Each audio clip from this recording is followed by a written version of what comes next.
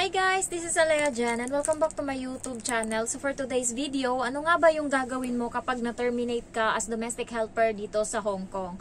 So guys, hindi natin alam kung ano yung magiging kapalaran natin dito sa Hong Kong. Kaya kung gusto nyo pa magtrabaho dito and na-terminate kayo, dapat meron kayong backup plan or plan B. So first, kapag na-terminate kayo ng amo ng 1 month notice, gamitin mo yung everyday off mo para mag-apply ng agency dito sa Hong Kong, mag-apply sa agency dito sa Hong Kong. So, puntahan mo lahat ng mga agency through online. Maghanap ka din sa Helper Choice and Helper Library. So, yan yung choices mo online. So, habang hindi ka pa nakalabas ng bahay ni amo, mag-sign in ka na sa Helper Choice and Helper Library para makahanap ka din doon ng amo. Try mo yung luck mo sa kanila. And pag hindi pa din, sa day off mo, pumunta ka na ng mga agency sa Central. Madaming agency dyan except B2 ba yun? Ayan, basta exit B.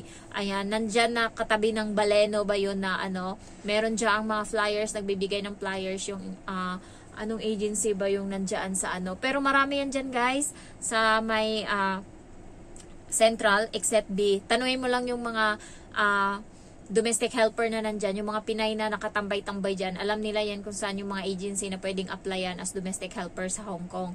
So, yan yung plan mo. Kung gusto mo pa magtrabaho, wag mong sayangin kada day off mo pag terminate ka ng amo mo, tas may 1 month notice na binigay sa'yo para mag-apply sa iba. And guys, yung 1 month, malaki yung chances no na magkaroon ka ng amo. The more na marami kang in-applyan, the more na maraming prospective na employer na kukuha sa'yo. So, grab nyo yun guys. Kasi pag nasa Pinas kayo, tas mag-apply uli kayo dun sa Pinas, mahirap makabalik sa Hong Kong kapag terminate ka, tas nasa Pinas ka. Kasi yung priority sa Pinas, ex-abroad, first-timer, yung walang bad record, yung walang termination record. Lalo kapag may mga tato-tato ka, mahirap ka nang maka-apply dito sa Hong Kong. Lalo yung record mo, break contract and terminate. Ayan, medyo mahirap kapag Pinas ka na naman mag-apply kasi magi-start ka from zero. And kaya pilitin yung magkaroon ng amo bago kayo umuwi.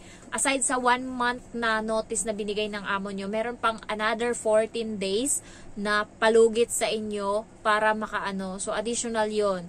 So, gamitin nyo yun guys para magkaroon kayo ng amo. So, sipagan nyo lang, lahat applyan nyo.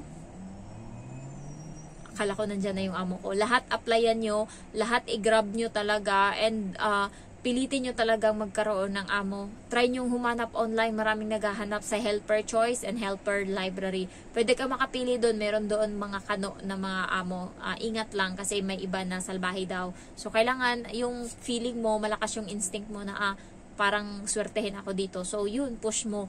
So next is kapag ang ginawa ng amo mo is binrake ka ng contract and on the spot, medyo mahirap yun kasi hindi ka nakapaghanda.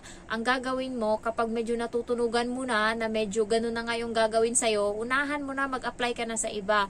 Tapos pag may nakuha ka ng amo, tsaka ka ngayon mag-break contract sa kanila, tamang-tama, mag-antay ka ng visa dito. Maraming mga ano dito na pwede kang, halimbawa pag binrake contract ka ng on the spot, pwede kang manghingi ng tulong online kay Chef Mangyan ba yun? Yung mga vlogger dito sa Hong Kong na sikat, lalo sila sikat sa Facebook. Ako kasi hindi ako sikat sa Facebook. Ayan, so pwede kang manghingi sa kanila ng tulong, and may mga Pinay dyan na mga follower nila na tutulungan ka. Aside from that, may mga simbahan dyan sa Central na nagpapatuloy ng mga walang or na on the spot terminate. So meron dyan na nagpapatuloy. Next is gamitin mo yung 14 days para maka-apply ka and makakuha ka ng amo. So, medyo tagilid tayo doon sa break contract na on the spot. Kasi nga, yun, medyo mahirap ba kung sa anuhin. Kasi, limited lang yung oras mo, hindi katulad pag may 1 month notice. So, yun, sikapin yung makakuha ng amo. And guys, kailangan maging matatag kayo. Huwag kayong basta-basta na mag-aano talaga na panghinaan kayo ng loob. Kailangan pag binrake kayo or terminate kayo ng amo nyo, nasa presence of mind pa din kayo para hindi kayo mabad record mamaya pag bintangan kayo dyan na nagnakaw. So kailangan be careful kayo sa pag-ano ng mga gamit nyo para halimbawa, hindi mo nahawakan yung isang gamit tas nilagay nila doon sa gamit mo. Dapat wag mong hahawakan yun hanggat wala kang fingerprint, safe ka doon. So, pagka ganun guys, kailangan may may backup ka. Halimbawa, kapag nagpapacheck ka ng mga gamit mo, kapag lalabas ka na, alam mo yung cellphone mo, i-record mo yan para kahit papano may conversation kayo na, ayan, naka-record para in case. So, yun yung gagawin nyo para in case kung ano mang mangyari, meron kang, kung aanuhin man nila ang magsisinungaling man sila, at least meron kang panlaban kasi meron kang record. Kahit hindi mo na videohan yan, basta may record, okay na yan. So, next, ano nga ba? Ano pa ba yung issue doon? Wait, kasi nawala ako. Kapag na-terminate ka, wag ka lang magpanic. Ang gawin mo lang talaga is try to use your phone para makakuha ng kung ano yung kailangan. And then, dapat alam mo kung ano yung meron ka kapag terminate ka. Meron ka dapat ticket, sahod mo. Ayan, kung 1 month notice, sahod lang ibibigay nila sa'yo. Sinahod mo sa loob ng isang buwan na pag ano nila. And then, ticket. And then, annual leave kung meron. Kung umabot ka ng ilang buwan dyan, may annual leave ka. And then, meron kang 200 Hong Kong dollar na parang pocket money. Required yun na ibigay nila sa'yo kapag ano, aside from that ticket, pocket money na 200. And then, annual leave mo, kailangan bayad. Ayan. Tapos, yun, ipacheck mo yung gamit mo. Kapag ano naman, break contract, dapat ganito.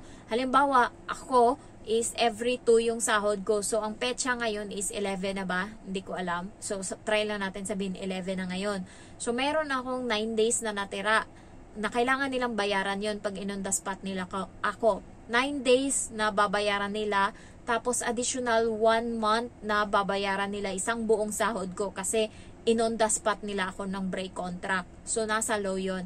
And annual leave ko. Kasi, ilang months ako simula nung panibagong renew. Kaya, meron akong makukuha kahit 4 days or 3 days lang na annual leave. And 200 na babayaran nila sa akin na pocket money. And ticket na babayaran nila or ikukuha nila ako ng ticket pa uwi ng Pilipinas. So, yun yung kailanganin mo. And yung pera mo is, kailangan safety mo yan kung gusto mo pang magtrabaho. Kasi, ilan sa mga kaibigan ko ang umuwi ng Pilipinas na hindi na nakabalik sa Hong Kong. Kasi, mahirap na mag-apply kapag break contract ka, tapos umuwi ka ng Pilipinas. 2 na guys yung umuwi. Medyo ano siya, medyo mahirap. Kasi yung isa, gustong-gusto niya pa talaga mag-ano dito sa Hong Kong. Kaso, binrake contract siya ng amo niya. Kasi nga, yun nga, yung mga alaga niya nagmumura, shut up, you're so stupid, ganon. So parang na-depress siya ba, tapos napagalitan niya, tas ayaw pala ng among lalaki na dinidisiplina niya yung mga bata. Ngayon nagreklamo sa nanay. Yung mag-asawa ngayon yung nag-away hanggang sa nauwi na sa kailangan palayasin na yung katulong. Kaya kayo guys, hinahinay kayo sa pagdidisiplina, lalo pag ayaw ng ibang amo na dinidisiplina yung anak nila. Kailangan medyo kalma-kalma lang. Pwede nyo silang disiplinahin pag wala yan sila sa bahay. So, or kaya walang CCTV, ganyan. So, ingat kayo kasi yung ibang amo ayaw nang dinidisiplina yung anak nila. Kaya yun yung ingatan nyo. Kasi doon kayo minsan on the spot terminate, ganyan. So, na on the spot siya and umuwi talaga siya direct sa Pilipinas. Hindi siya nakahanap ng amo. Ngayon pag uwi niya ng Pilipinas, nag-apply siya. Hindi siya natanggap sa mga agency kasi bad record. Break contract kasi siya sa una.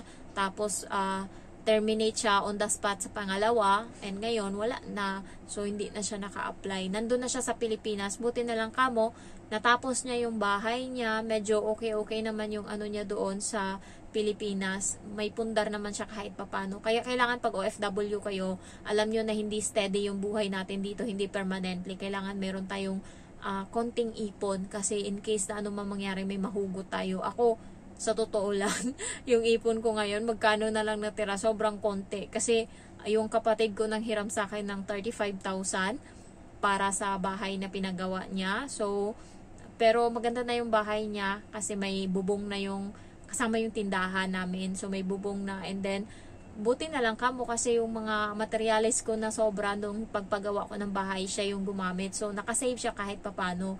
So, yun. Wala na siyang budget ngayon. Hindi ko alam kung hanggang ano na lang yung ipapagawa niya sa bahay. Sabi ko, tigilan niya na kung wala ng budget kasi simula na naman uli siya. So, ayun, Sabi ko nga at least kahit papaano na ano ba, meron siyang nakita sa pinaghirapan niya doon. Kaso na budol din siya kasi sumali-sali siya diyan sa paluwagan, tas parang ang laki na ng pera niya doon, tas parang walang nabalik sa kanya. Hindi niya sinabi sa akin kung ano nang nangyari doon.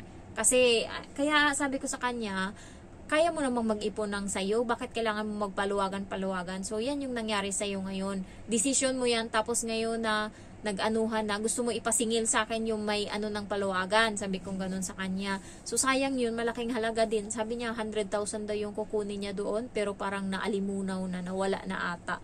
So, kaya kayo, yung mga paluwagan-paluwagan nyo, ingatan nyo yan, kasi hindi sa lahat ng oras. Basta pera yung ano na talaga, nagiging evil na yung iba. Hindi ka nakilala niyan, kahit kaibigan mo pa yan, basta pera yung pag-usapan, nagiging talo-talo na. So, ayun lang guys. Thank you for watching and I love you all. Bye-bye.